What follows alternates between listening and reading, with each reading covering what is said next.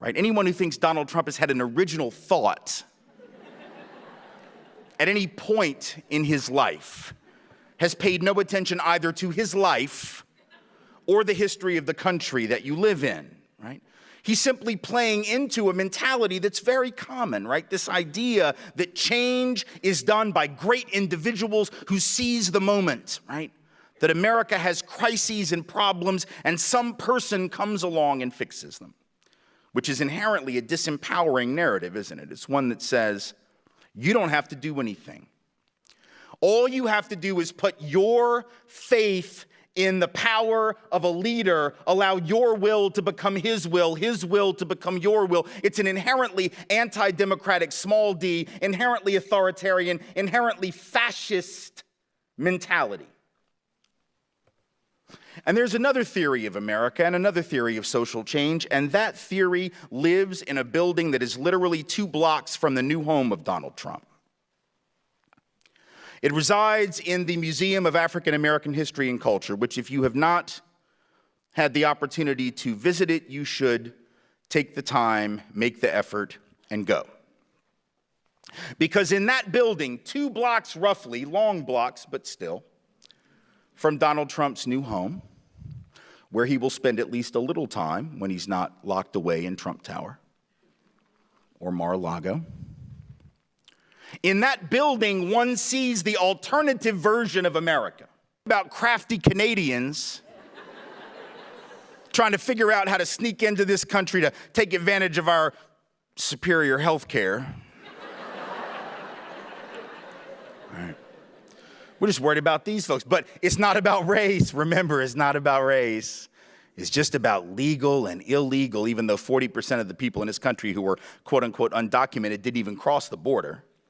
They're not undocumented at the time they cross any border. They came on legal visas, be they work visas or educational visas, overstayed those visas. A disproportionate number of those are not, in fact, from south of that border. They are overwhelmingly disproportionately from places like Canada, like Europe, not from Mexico, Central and South America, but we scapegoat some and not the others because, again, it's about rich white folks or presumptively rich white folks telling not rich white people that their problems are brown. It has nothing to do with facts. And by the way, the idea that if you build a wall, jobs are coming back, for real? Does anybody understand economics at all? Do you actually think that, like, the nation's capitalists are sitting around just waiting? They're like, holy shit, I hope they don't figure out that they could just build a wall. Do you actually think the capitalists are like, we've got them, we've been screwing them for years, we haven't been paying them right, we've been, like, not giving them benefits, but if they build that wall, we're gonna have to give them all a raise. Really? Do you think that's how it works? You build a wall and then all of a sudden the jobs come back? No, the wall doesn't stop capital from moving. Neither does a tweet, by the way. What's up, guys? Welcome back to my YouTube channel once again. My name is Dash Lifestyle. Kindly for watching me for the first time, remember to subscribe to the channel. So guys, in today's video, I want us to watch and to listen to this video from American doctor. He's known as Dr. Tim Wise. Dr. Tim Wise, he has come out and revealed the hidden secret of America racism against black folks, and also he's going ahead and calling American leaders, those white leaders who are making the life of black Americans difficult in United States. And also we are now seeing what it is really happening in United States. Majority of black people, they are being given less opportunity. There is a deportation of illegal immigrant, and also life, it has become very hard in United States for the black American. So Dr. Tim Wise, he's revealing all this secret, what is happening to the black American. So kindly guys watch this video till the end, then I'll be back with more comment. Those of us who are white and often ask, what can we do? What do we do now? How do we help? There's no more excuse for not knowing the answer to that question, or at least not knowing where to look for the answer to that question, because there are folks all around this country in the last 3 years who have been engaging that question, and I want to thank those folks from Surge who are here to do that. Couple of things. First of all, I'm really glad you're here. Like I said, it's a great audience, a big crowd, and there's an overflow room. They're still working on making sure it's set up and everyone in there can hear the event as well.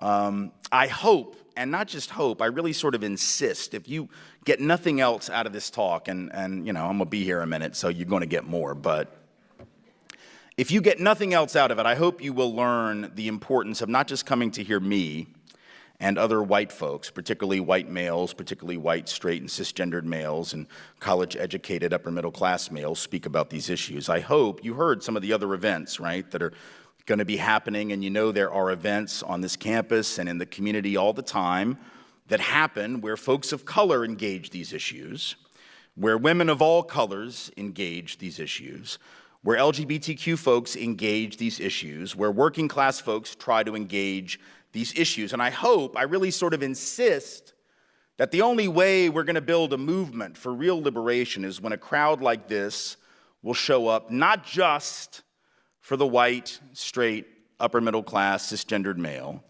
but for all of those folks of color who do the work every single day in this community, on this campus, and all around this country, and without whose work I and other white folks who do the work wouldn't have a thing to say. So please make sure that you come to their events and that you listen to their wisdom. Because even though I've got some stuff to say and I intend to say it, and I intend to say it relatively well, so hang out. It's going to be good, There are a lot of other folks who say a lot of really important things, and they say them every bit as well or better, and sadly, they get ignored. So here we are. Little over 8 years ago, when Barack Obama was elected president, I remember that very week, right, going out and speaking to folks, and remember getting emails like that week. I remember this one, all capital letters, red font.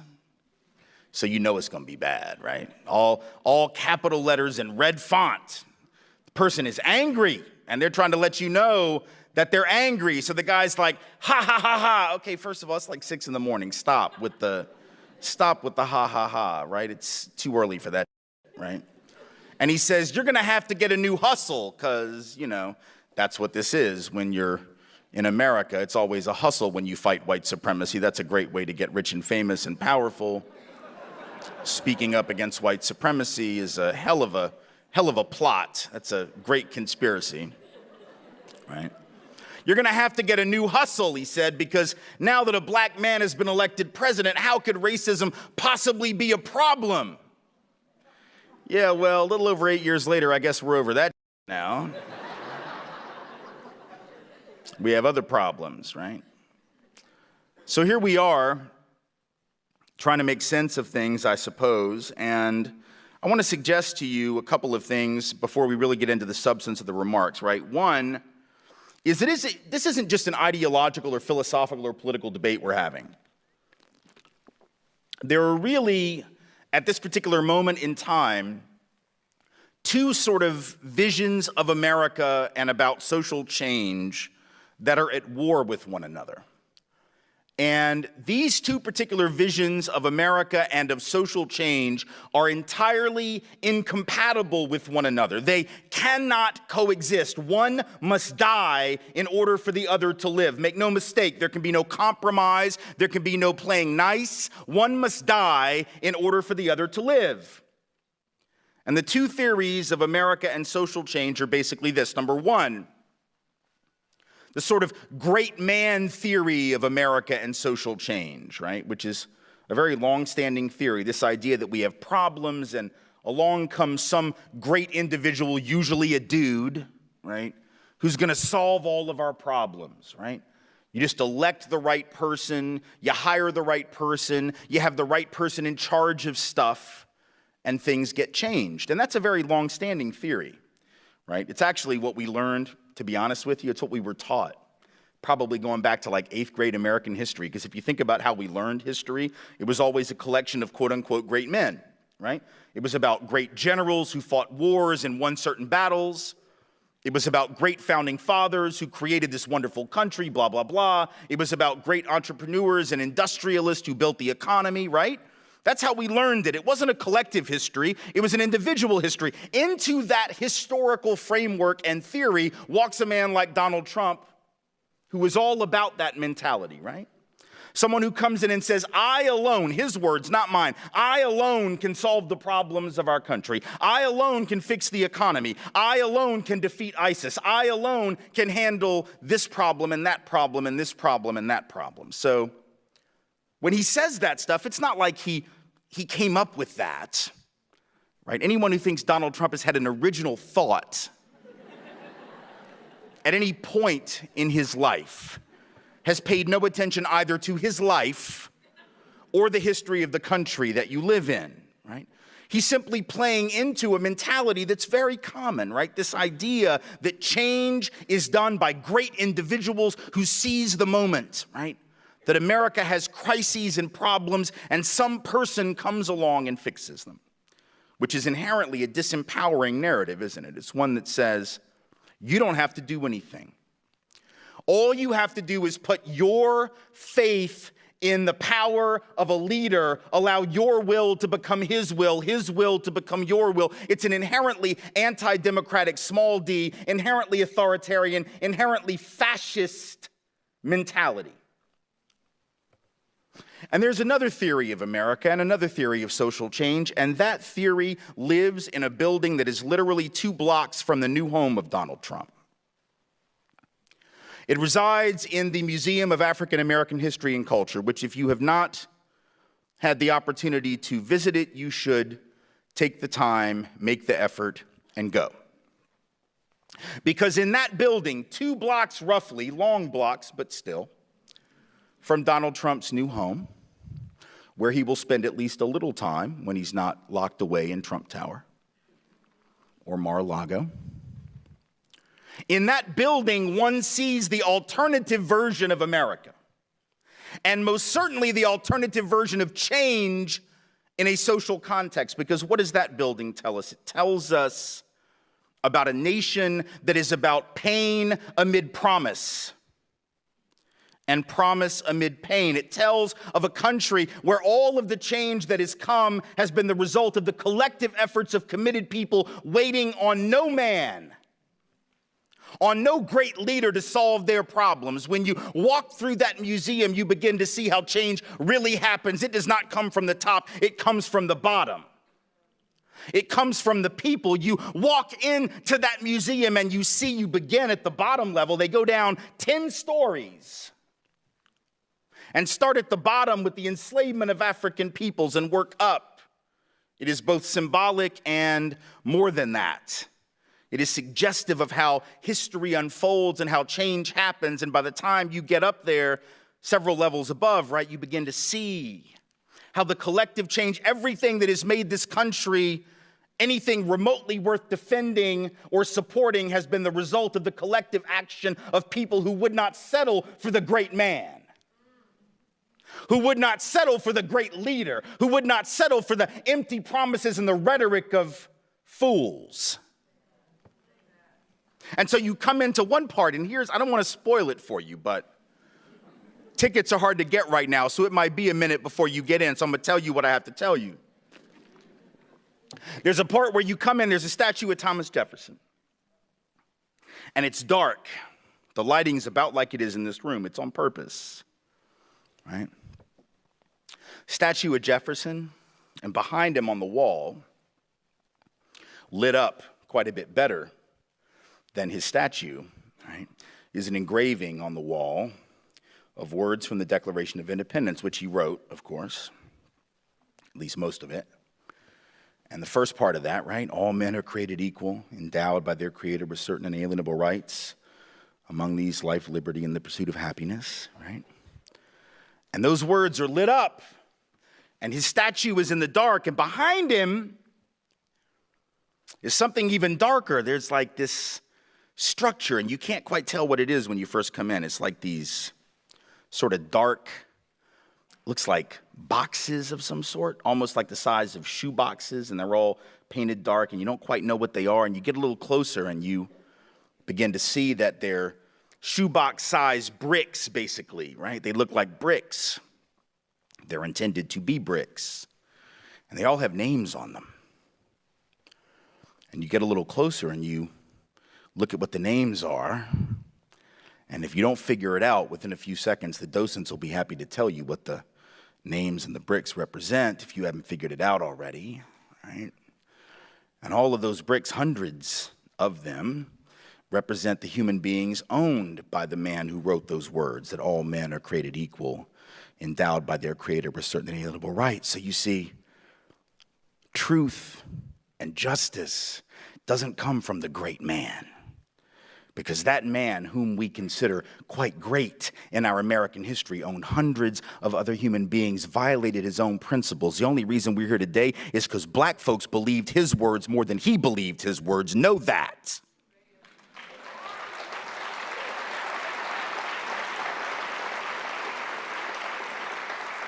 And then you move on, and you see some other things. There's an auction block from which human beings were sold by great men, quote unquote. An auction block on which we're told Andrew Jackson once stood to give a speech. Nat Turner's Bible is there.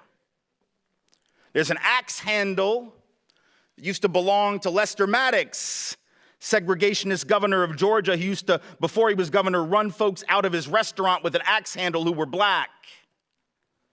And you're reminded as you walk through this place, Emmett Till's casket is there. You're reminded of something very important for us right now, and never forget it.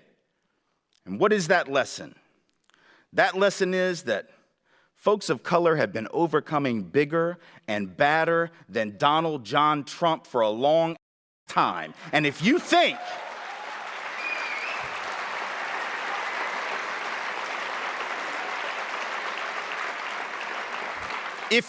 for even 1 minute that this thing is done, if you think for even 1 minute that folks of color are going to fold when they didn't fold for Bull Connor, when they didn't fold for Jim Clark on the Edmund Pettus Bridge in Selma, when they didn't fold when Martin and Malcolm and Medgar were murdered, when they didn't fold when Fannie Lou Hamer was beaten in the jail in Ruleville, I promise you, you have not studied this country's history and you do not know black and brown people. So this thing right here,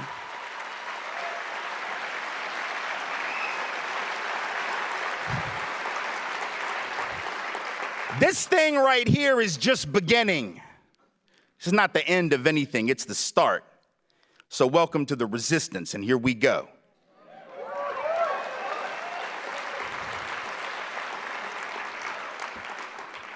So what does this mean in real terms? See, here's the thing. This is what concerns me. Having said everything that I just said, I also importantly want to point out that this is not about Donald Trump. It's just a recent manifestation of some really old. You know, if you saw the SNL skit like the week after the election, right? Chappelle and Chris Rock on the show, right? These white folks up in their crib in Brooklyn were all freaking out. They're like, how could this happen? My God, how are people this racist? And see, the two black folks were like, really? Y'all are shocked by this? Like, this was like, we just call this Monday, you know, this is. People of color weren't really shocked. That's not to say that people of color aren't upset now. There's a difference between being surprised that it happened and shocked. Maybe folks didn't think it was going to happen, but that doesn't mean that you were like, oh my God, how is this possible, right? You know, like, things happen, right? And so we got to understand that even though some of this stuff is new in the sense of maybe the level of extremity or the level of danger that we're looking at right now because of some historic circumstances, some of this stuff is really old. Like the struggle right now isn't really that different than the struggle 6 months ago. It's not really that different than the struggle a year ago or 3 years ago or 5 years ago. The struggle for police accountability, it's not any different. It may be harder, right, with an administration that is not going to investigate police unaccountability the same way, that's not going to attempt to hold police accountable for the things that they do nearly as much even as the last one. The last one didn't do enough either. But these folks probably not going to do it. So that's a problem, but the struggle is the same. You understand? Even if the ability to find allies in high places is less, that doesn't change the struggle itself. We still make the same arguments. We still mobilize in the same way. And so if unarmed black folks are 3 times more likely than unarmed white folks to be shot, and that is a fact nationwide, then the struggle is the struggle, whether Donald Trump is president or not, right? If racial profiling is such that people of color are 3 to 4 times more likely to be stopped and searched for drugs, even though white folks are twice as likely to have drugs on us on the occasion when we're searched, and that's a fact, the struggle is the same, whether Donald Trump is the president or not. So some of this isn't really new, and I want us to understand that because I don't want us to get knocked off stride by the idea that the struggles are now the result of this administration. This stuff has been going on for a very long time. Most importantly, and here's the really key thing, right? The very election of this man, based on the rhetoric and the narrative that he spun, is America 101. Because if I had to explain to you in one phrase the history of this country with regard to race and with regard to class, this would be the phrase. The whole history of America is the history of rich white men telling not rich white people that their problems are caused by brown and black people. That is the whole history of America. All the rest, as they say, is commentary, right? It's all footnote from there, right? The whole history of America is rich white men, or at least men who say they're rich. Now, we don't really know, do we? We don't really know. He inherited, not even inherited, took over a $237 million real estate empire from his daddy, but likes you to believe he is a self-made man. All right. Give me $237 million worth of assets and I will probably become rich too. Doesn't take a lot of skill, would take a hell of a lot of skill to lose all that dough. So I'm not sure we need to applaud the man for that, but whatever. He says he's rich, and for the sake of my argument, I'm just going to give it to him because it helps my history lesson. So we'll stick with it. Rich white men telling not rich white people that the problems are brown people. That goes back 400 years. All right? Go back to the 1600s. What do we see in the colonies of what would become the United States? We see rich white people who are not even called, first of all, they're not called white yet, because we hadn't created that yet, right? We hadn't thought of that. See, that was some other stuff. We came up with that. We hadn't thought of that yet. There were some rich European people who owned all the land, and among them were what? African enslaved folks and European peasants, many of them indentured servants, right? Just one level above enslavement themselves. And they outnumbered the rich dramatically. In some places, 5 to 1, 10 to 1, other places 2 to 1, but always outnumbered the rich. The rich were always a very small percentage. Just like right now, the top 1/10 of 1% of Americans owns the same amount of stuff as the bottom 90%. Wealth inequality is not really new. It's been the legacy of America. It might be more extreme right now than it's been in the contemporary period, but at the outset of the colonies, that was normative. So you had this handful of rich folks from Europe facing poor Europeans and African enslaved folks and indigenous peoples whose land they were seeking to conquer, and they began to realize something. They were like, holy hell, like this is not going to work forever. Like at some point, these folks are going to figure out that this is sort of for them. Like they're going to want to take our stuff, right? Because they're going to realize we're hurting all of them, not just enslaved African folk and indigenous folk, but even these poor European folks. So what do we do? What do we do? What do we do? Well, we got to come up with something, man. We got to have some kind of a game that we can run on them. What's the game? We got a game. We came up with a game. The game was called the white race. Right? This game was called, let's create this new fictional thing. We're going to call all these European people white people. Now, you know that's like not real, right? You think that Europeans thought of themselves as one big happy family? This is what's so funny about these white nationalists that are coming out of the woodwork in the wake of the Trump campaign. They act like whiteness has some historical pedigree.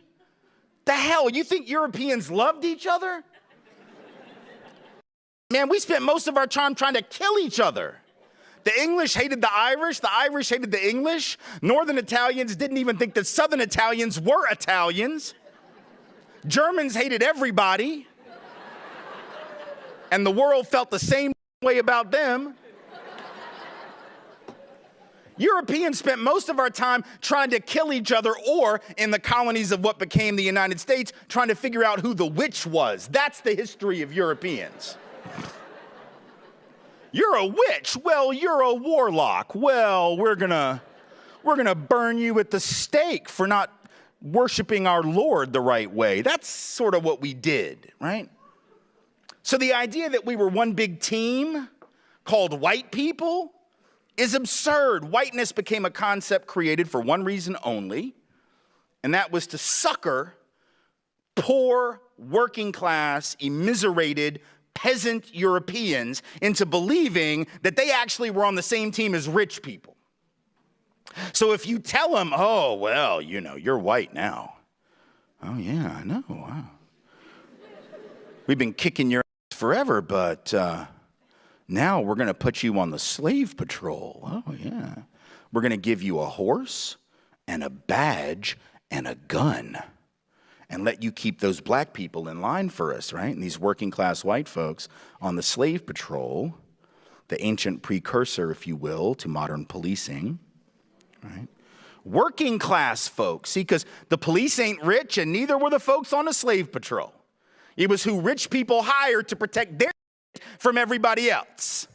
So you get these poor white folks, put them on a horse to control enslaved people to do what? To ask for their papers when you see them out.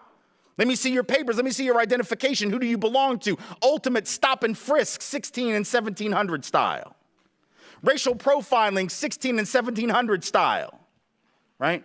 Prove that you belong in this community. Show me that you're legitimately in this community. Prop 187, 1600 and 1700 style. Anti-immigration, 1600 and 1700 style. And it was poor and working class white folks that got pulled into that because what? It made them feel like they're part of the team. Oh, I'm on the team now. I'm white now.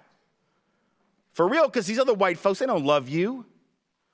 They would starve you. They did back in the old country, but now they gave you a taste of power. They gave you what W.E.B. Du Bois called what? The psychological wage of whiteness, right? And that won't pay your bills, but it'll make you feel better. It puffs you up, right? It's like, I may not have much, but at least I'm not black. I may not have much, but at least I'm not indigenous. I may not have much, but at least I'm not Mexican when we jack half of their country in a war of aggression that we started. I know that's not... I know that's not what they taught you in 8th grade, but that's how that actually went down. You may not have much, but at least you're not Chinese brought to work on the railroads and build them from dusk to dawn and dawn to dusk to build the transcontinental economy of this country. So you may not have much, but at least you're better than them, see? And so you create that mentality. You divide and conquer working class coalitions. You give European people just a little bit of taste of power and say, those are your enemy. And then that works for generations. And then we come up to the Civil War era, right?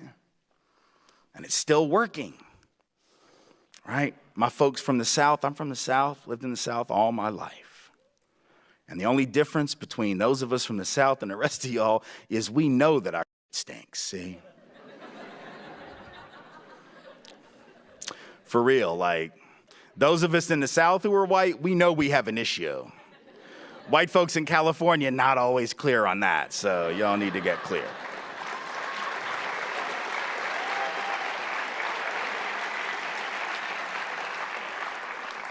So the Confederacy decides what? These elite, rich, white landowners in the South decide they got to break away from the Union. And they made clear why they did it now. 150 years later, we lie about it. My people lie about it. We act like it wasn't about slavery. Oh, my goodness, no. Wasn't about that. It was about states' rights.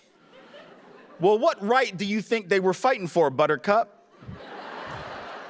Do you think they were fighting for the right to determine the proper recipe for a mint julep?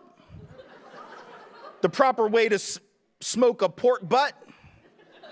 No, they were fighting for one right only, the right to own other human beings and to extend ownership into those newly conquered territories to the west as a result of that illegal war with Mexico, etc. So, had nothing to do with states' rights in the abstract. The Confederate leaders said so at the time. They said, Alexander Stephens, vice president of the Confederacy, the cornerstone of this new government is the idea, the great truth, that the Negro is not the equal of the white man. That's what he said. He didn't talk about trade policy. He didn't talk about tariffs. He didn't try to lard it up with a bunch of bullshit. He just said straight up it was white supremacy because they weren't ashamed at the time. Now we've reinvented history, act like that's not it. But at the time, they were clear. Now here's the trick, though. Here's the trick. This is where it gets crazy, because when you got a bunch of rich folks that are saying, we need to go to war to protect our property interest in human beings, but now we're not going to fight.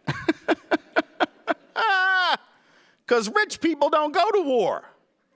Rich people not going to fight, whether it's in 1861 or in 1969. Rich folks don't go to war. Rich folks get doctors to write bullshit notes saying they have heel spurs so they don't have to go to war.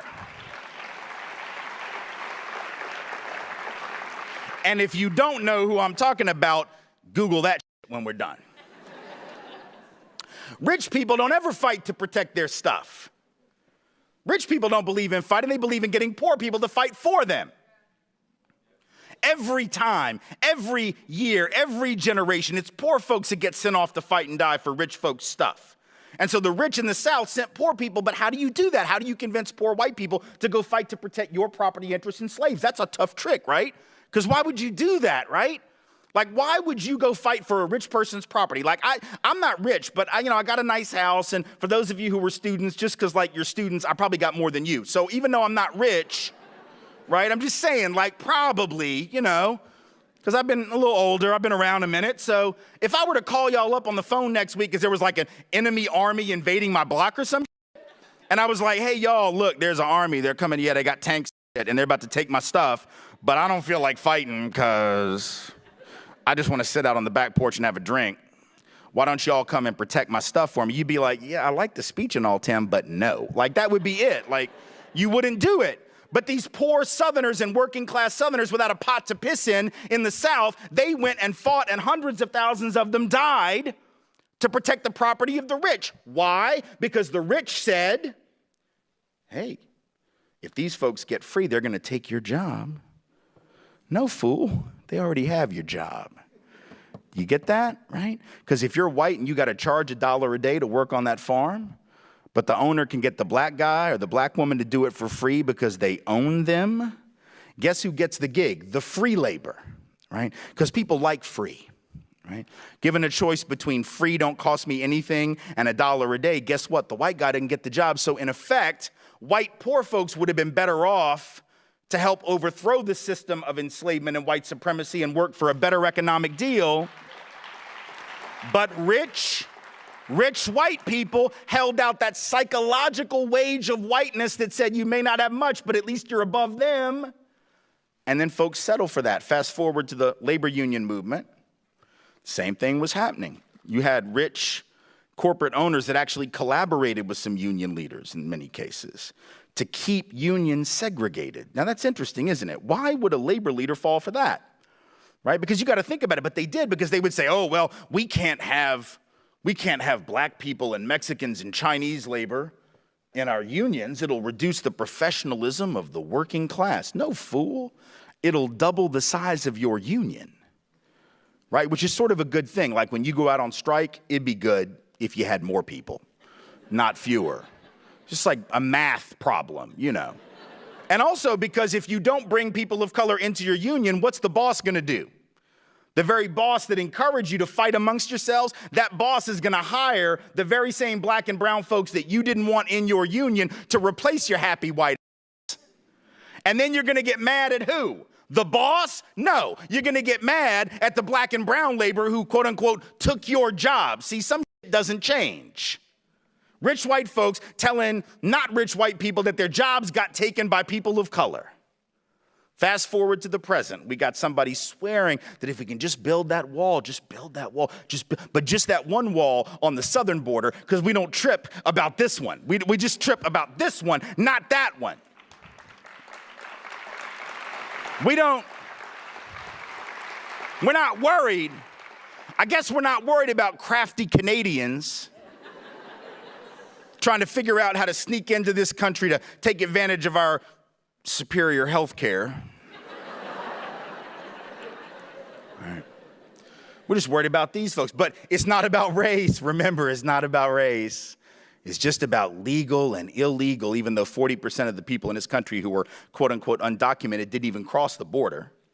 They're not undocumented at the time they cross any border. They came on legal visas, be they work visas or educational visas, overstayed those visas. A disproportionate number of those are not, in fact, from south of that border. They are overwhelmingly disproportionately from places like Canada, like Europe, not from Mexico, Central and South America, but we scapegoat some and not the others because, again, it's about rich white folks or presumptively rich white folks telling not rich white people that their problems are brown.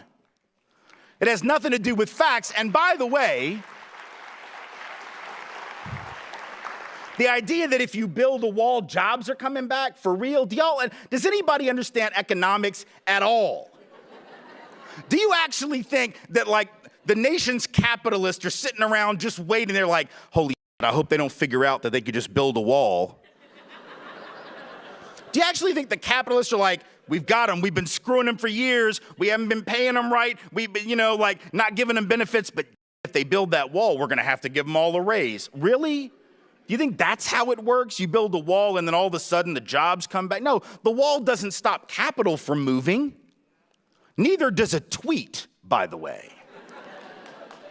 An angry tweet doesn't actually cause a company to change its plans. If you think that an angry tweet makes a multinational corporation decide, oh, holy hell, well, he's mad at me on Twitter, so I guess we'll just keep the jobs here. You know nothing about economics at all, right? A tweet's not gonna change, neither is a wall gonna change capital mobilization. Capital's always gonna be free to cross borders. Goods are always gonna be free to cross borders in search of the highest price, capital in search of the highest return. The only thing a wall does is chain labor to its country of origin. And if you have a policy that chains labor to its country of origin but allows capital to move wherever the hell it wants, so I can still move my company south of the border, I can still move to Sri Lanka to take advantage of less labor protection, environmental protection, etc. All you've done is tilt the game against labor permanently, and not just labor south of the border, but labor north of the border as well. Labor in this country would be far better off to have more folks here who were fighting for justice, who were fighting for better wages, who were fighting for better benefits, not something like a wall or a deportation policy that would limit the ability of those folks to mobilize for radical change. That is not a pro-worker policy, but it is very much in keeping with the mentality that says to those non-rich white folks, your problems are those people. And as long as we can keep folks thinking that, we're not dealing with the real problems. As long as we can keep people focused on that. See, that's the divide and conquer mentality that has existed for generations. There is nothing new about it, and we've been falling for it for hundreds of years to our own detriment. So we have to be prepared to actually deal with that. What does that mean? What does it mean to not know that history? See, it's not just a history lesson, right? It also helps to explain what's going on right now. History, sometimes we don't get why it's relevant. We sit in classes learning history and we think like, why do I need to know this stuff? And I understand, because a lot of times it's taught in a very sterile kind of way and sort of boring way. And it's like, why do I need to know this, right? Why is this important? Why can't we just ignore this? Well, a lot of reasons why you can't. Just as one little point, because, white folks, we love to do this, right? White folks, particularly around race, we like to say things like, why can't black people just get over it? Like, slavery was a long time ago, all right? Why can't they just move on? Well, this is sort of precious coming from people who set off fireworks every July 4th. Because that's some old shit too, right? Like Independence Day, that didn't happen last week, right? We didn't break away from the British last Thursday. That's some old shit. But we're still celebrating that. So when it's stuff that makes us feel good, we love it. When it's stuff that makes us feel better than others, superior, like we're the greatest people in the greatest country ever struck off from the forehead of God Almighty, oh, we'll remember that forever. We just don't like the stuff that brings us up a little short, makes us look a little less than superior, maybe not quite as good as we'd like to believe.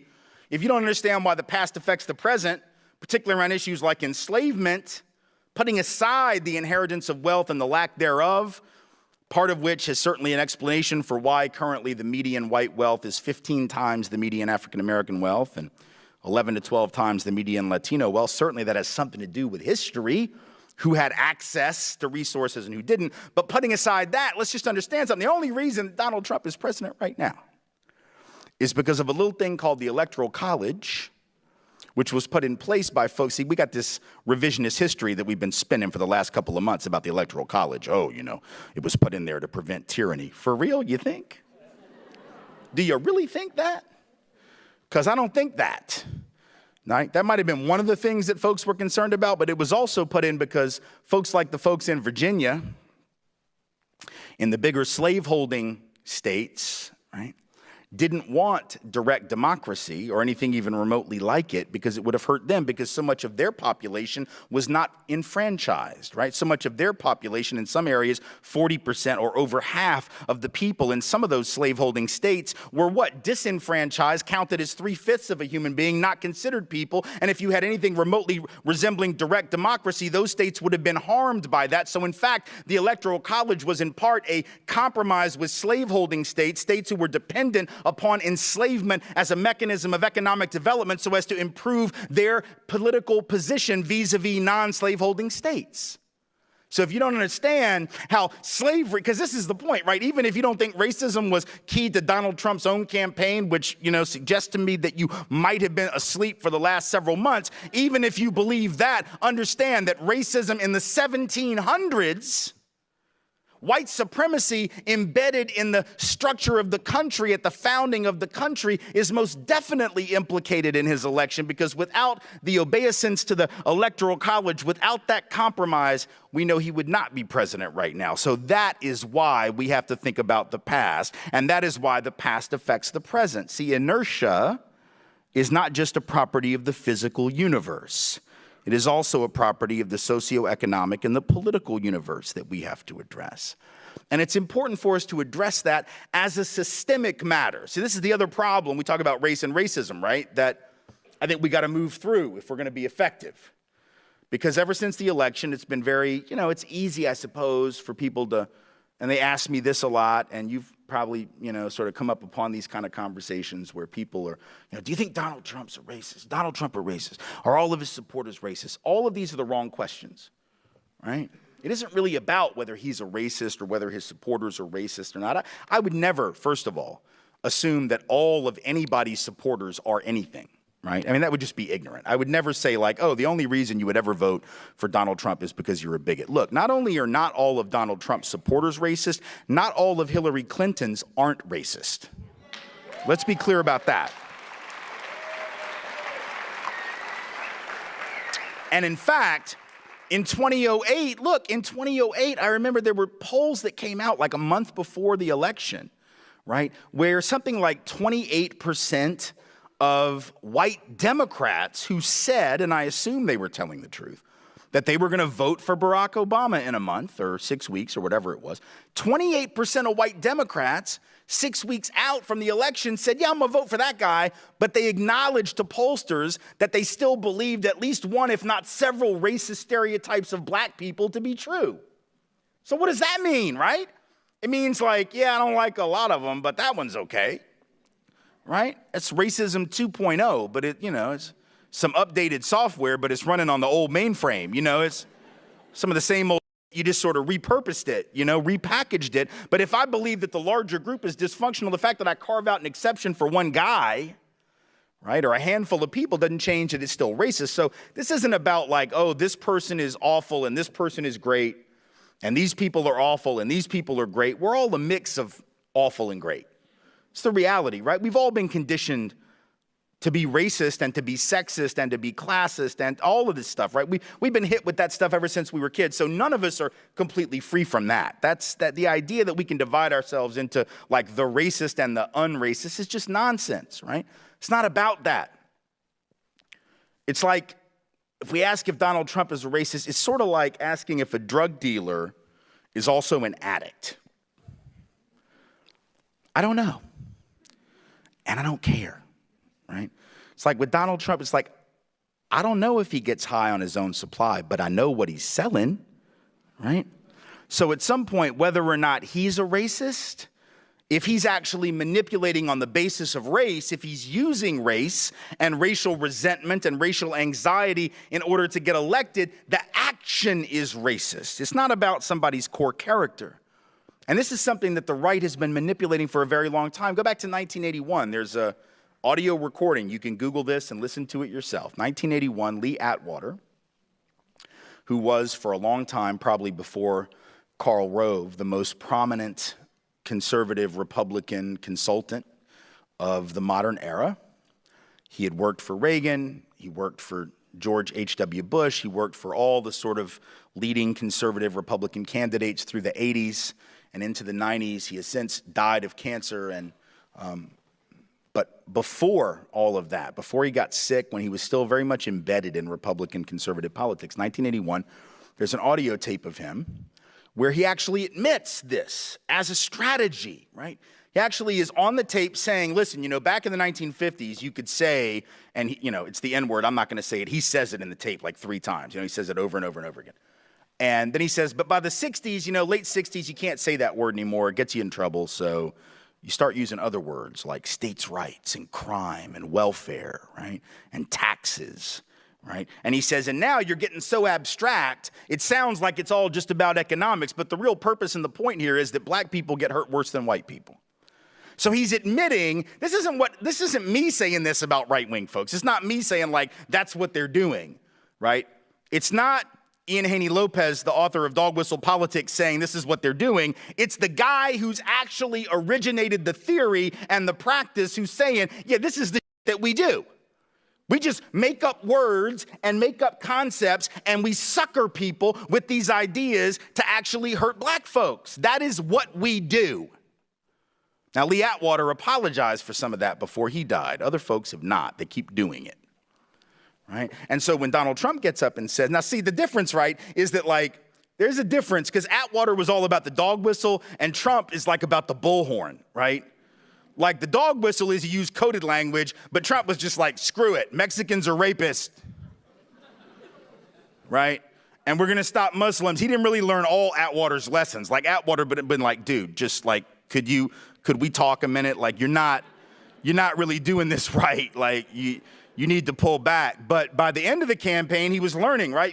He would talk about when he would address black folks, right? Of course, he never actually addressed black folks. He would go into white suburbs around black cities and talk to white people about black people. So he went to the suburbs of Milwaukee and had an all-white audience where he talked about the inner city, which is just interesting phrase, right? Because we haven't used that phrase to describe urban space in like 25 years. So he's still stuck in a mentality of, 25 to 30 years ago. He's like, the inner city is full of carnage and it's falling apart. Everything's terrible. You can't walk out the street without getting shot. Now, at the time, remember, everybody said, oh, you know what he's trying to do? He's trying to signal to people that he really cares about the black folks. He's trying to signal to those suburban white folks who might want to vote for him, but they're sort of like, oh, I think he's racist, that he's not because he cares about the black. That wasn't what he was doing, right? What he was doing by reminding white folks about how dangerous and dysfunctional and pathological and horrible black folks in the city were, was he was reinforcing their stereotypes and saying to them, I'm the one that can solve this problem. He wasn't signaling concern for those communities. He was and he was lying. He was lying because, in fact, violent crime in this country, including in black communities, is roughly half of what it was in the early 90s. That is a fact. And you can look it up and you can argue with him and he will ignore it because facts are fungible to him. And yes, there's been an uptick in the last 2 years in about half of the large metropolitan areas, but the other half, there's been no increase or even a decline in violent crime. Overall, violent crime down. Violent crime even in Chicago, a third below what it was in the early 90s. Violent crime in Los Angeles, 40% below what it was in the early 1990s, or 50% below. Crime in Washington, D.C. at a level it hasn't been seen since 1965. Black male homicide rates lower today than they were in 1950. Now that is what is factual, but we don't want to know about that because we want to paint certain communities as inherently dysfunctional, out of control, filled with carnage, because then we can turn our will over to the great man who can solve all those problems. How? Because he says we're going to do stop and frisk. We're going to turn the police loose, just like we did in New York because it worked so well. Stop and frisk, he says, worked so well in New York. Did it really? No, it didn't work. First of all, it's unconstitutional as hell. That's why it was thrown out. But more importantly, it didn't work at all. 88% of the people that were stopped were people of color, right? And only 6% of the people stopped even got a citation for jaywalking. Right? 94% of the time they hadn't done anything. 6% of the time they got a citation for something, usually a very minor offense. Half of those got thrown out in court because there wasn't enough evidence to sustain the charge. So ultimately, 97% of the people stopped, and we're talking millions of people over a 14, 15-year period. Hadn't done anything. But Donald Trump says it worked fabulously. No, that fabulous is too big a word. He said it worked wonderfully. It was awesome. It was amazing. It was great. It was fantastic. It was the best. I mean, there's a thesaurus. It has other words. I'm sure there's one in the Oval Office. Right? He says, it was great. It worked wonderful. It didn't work because hardly anyone was guilty of anything. The theory was it was a good way to get drugs off the street. Well, they only found drugs in 1.2% of all searches.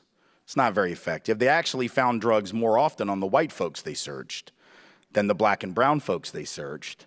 So in other words, the hit rates were better when you stopped white people, but they kept stopping black and brown folks disproportionately. So that's some pretty crime control, right? Tells you that the war on drugs ain't about drugs, right? But actually we know that, right? Like, I know that because if the war on drugs was about drugs, I don't know who'd be giving this talk to you, but sure as hell wouldn't be me. Because I don't think they let you Skype that in from prison. And I can tell you this now because the statute of limitations has expired and they can't touch me, but, right? Oh, Jesus, don't applaud that. Like, what is that? Like, oh, white privilege, drug use, awesome. I'm gonna go get high tonight. Don't applaud that. That's horrible. I mean, it's a laugh line. It's not an applause line. Jesus, right? But it's true. Right? So 1.2% of the time they found drugs, not a very good anti-drug strategy. The other folks, like the chief of police who brought the program in, said, oh, it's a great way to get guns off the street. Really? Okay, so in the 9 years that were under review in the court case on stop and frisk, they had 4.5 million stops under review over the 9-year period. You know how many guns they found out of 4.5 million stops? They found 4,500 guns. Do the math. It's 1/10 of 1% of the people whom they stopped actually had a gun on them. I could do better at finding guns in New York by just walking down the street and randomly tagging people, right? Just like walking up being like, you got a gun? You'd be like, yeah, I got one right here. I'm sure I could find like at least 0.2 of 1%, just like flipping a coin, like just randomly pointing people out, paintball, some shit, right? That's not a plan. It's not about crime control. It was about black and brown people control, right? That's what this is. So we have an individual who, whether or not he is racist isn't the question. It's about whether or not the policies, the practices, the procedures, the systems that he would put in place would further racism. That's the issue. It isn't about personal stuff, right? It's about systemic stuff. And we need to understand it that way also for the sake of the people that did vote for him, because we got to have two things that happen from here on. We got to have radical honesty, which means we got to call bullshit when it needs to be called, and we got to name things when they are in fact fascist and authoritarian and racist and things of that nature and sexist and all of that. We got to call it what it is. But we also have to have some radical empathy, and this is harder. Radical empathy is harder. It's way hard, right? Radical honesty is just about truth-telling, and that's sort of easy, particularly if you're already sort of radical. The honesty part comes easy because you can just be like, I'm just going to bust it off and tell you what's real. But the empathy part's harder, and it's particularly hard, I think, sometimes to be empathetic or empathic to people who empower the likes of the current president and do so in a way sort of maybe perhaps unthinking about what the consequence, and we've seen that, right? Because there's people that are like, well, wait, you're going to cut off the Affordable Care Act? What? Like, don't do that. Well, he told you he was going to do that. Like, why are you surprised? Like, well, I didn't think he was serious. Well, that's like going to a pizza party and being like, now, I hope y'all aren't planning on having pizza. Because I came for the spaghetti. All right, fool. It's a pizza party, fool. What the hell you think they're gonna have? He told you pizza. You're gonna get pizza. If he tells you, of course, people were like, well, I just thought he was gonna cut the Obamacare, not the Affordable Care Act.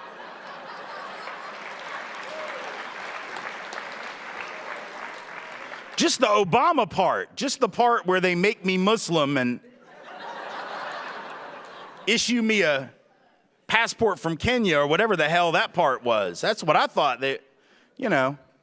But it's hard, right? When people do stupid, like, it's hard to be empathic. But here's why we have to be, because there are a lot of folks who fell for that. And let's be clear about it. We can joke about it because it's some stupid.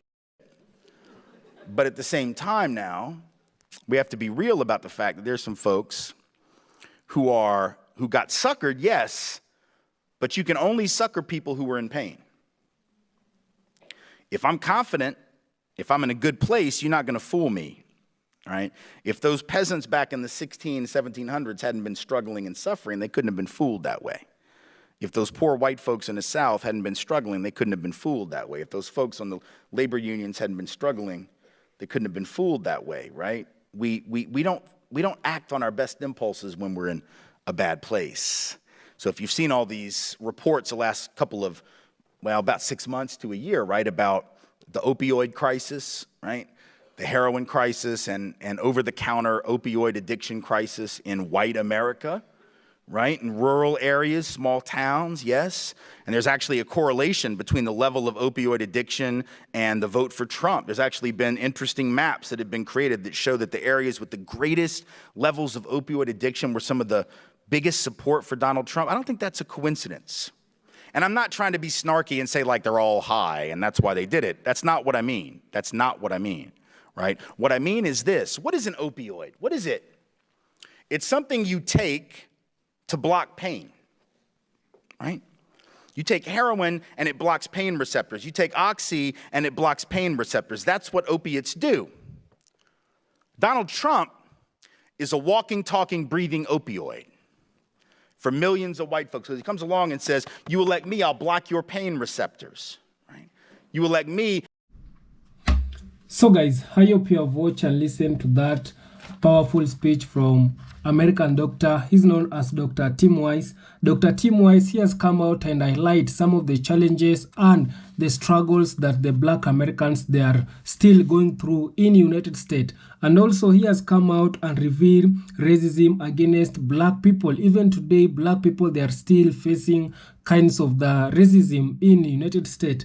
And also guys, there is a lot of things which it is going on in America, whereby we are seeing how black people, they are being treated, how the criminal injustice, they are treating black people. The crime injustice, it has made black people as a money generator, because when a black person, he or she is being found, he or she is being caught in a small mistake, that person will not go for free. The black person, they will pay. But when a white person, he has been caught with a small mistake, that person is likely to go free-handed without paying anything. So this is tell you that also the crime injustice in United States, it is still hunting the black American. And for me, I can tell you that this thing, it is now still going on. It started during slavery and it is still going on up to date, because we are now seeing how people they are losing their jobs in the United States. Dr. Tim WhYT, he has also talked about Donald Trump administration.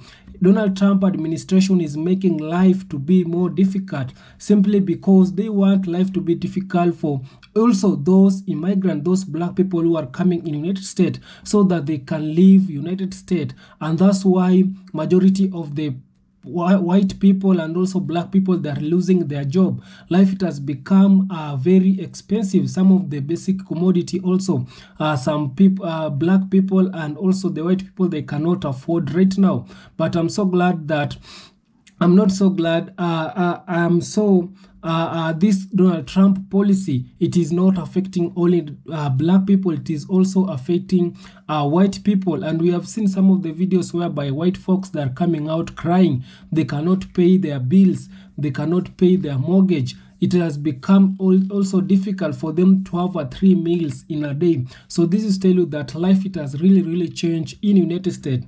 And also the black people, they were raising all these issues that it is affecting them, but the white folks, they didn't listen. So right now they are now experiencing what black people they have been going through, and you can see for them it has become so painful to an even a point whereby they have started to cry. And also I really love Tim WhYT because he's that one of a history teller who love to educate black people about our history, about black people, what we should do, about America, how it has turned to. And that's why I really love sharing Dr. Tim WhYT's message in this channel. And also guys, if you're watching me for the first time and you haven't liked this video, kindly help me to like this video, because when you like this video, according to the YouTube algorithm, it will spread this video to a lot of people. And also, if you haven't subscribed, kindly subscribe so that we can learn and so that we can move forward as a black person. I tell you that revolution, it has started amongst us black people, the black Americans, the Afro-Caribbean, with African people. We are now calling unity amongst ourselves, because in unity there is a power when people they are uniting. So we want to unite so that these people can start respecting us. And also Dr. Tim WhYT, he has teach us a lot of things which it is happening in the United States. I don't want to repeat what he has talked about. And also, you cannot agree with some of the things that Dr. Tim WhYT has come out and say, because there's some places where he didn't say exactly how it's supposed to be. And for me, I don't want to repeat. That's why I'm telling you that let's talk more on the comment section. Subscribe if you haven't, like this video, share, and also comment. See you on my next one. Bye bye guys.